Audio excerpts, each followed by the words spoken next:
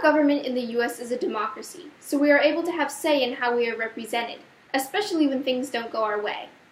This is when protesting is necessary. Protests are not only an important part of a democratic government, they are also an important human right.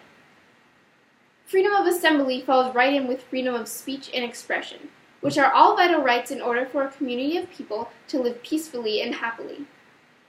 Imagine recognizing a human right violation in your country, but being unable to change it no matter what you do.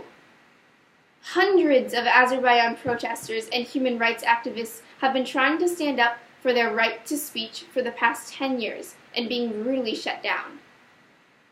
Because expression is the right they are defending, trying to express these feelings to the government is the hardest part.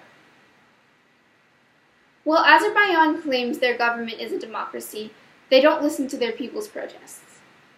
Demonstrators have been tackled and beat with batons, resulting in injuries for both the police and protesters.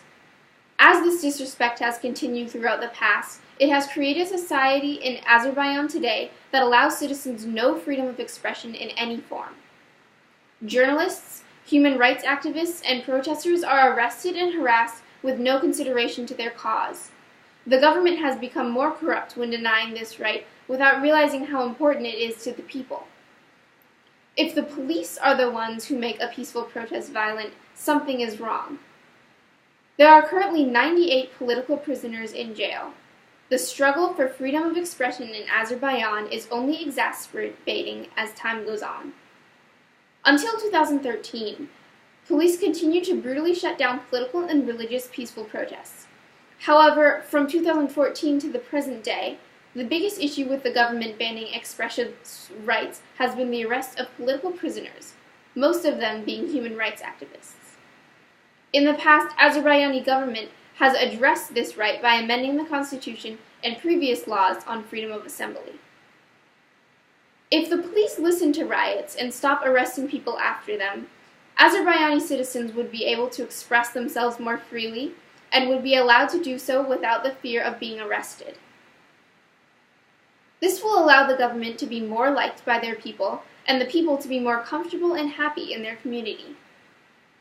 While the laws allowed peaceful assemblies and riots, the Azeri government began arresting political prisoners voicing their lack of expression, and unfortunately their arrest only proved their point further. A series of protests toward the end of January 2013 resulted in the arrest of more than 70 protesters. Many were fined or detained.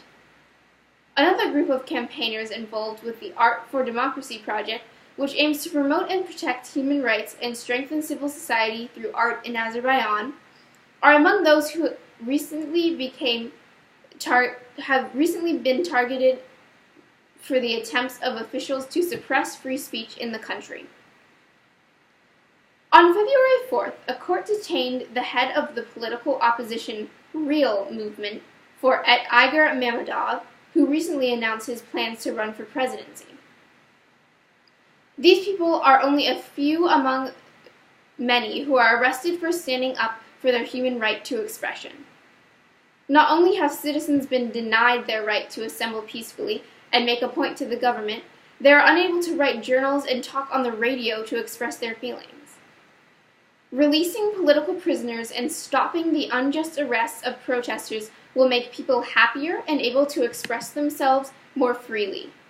It's the government's turn to take action. The people have tried enough. Thank you.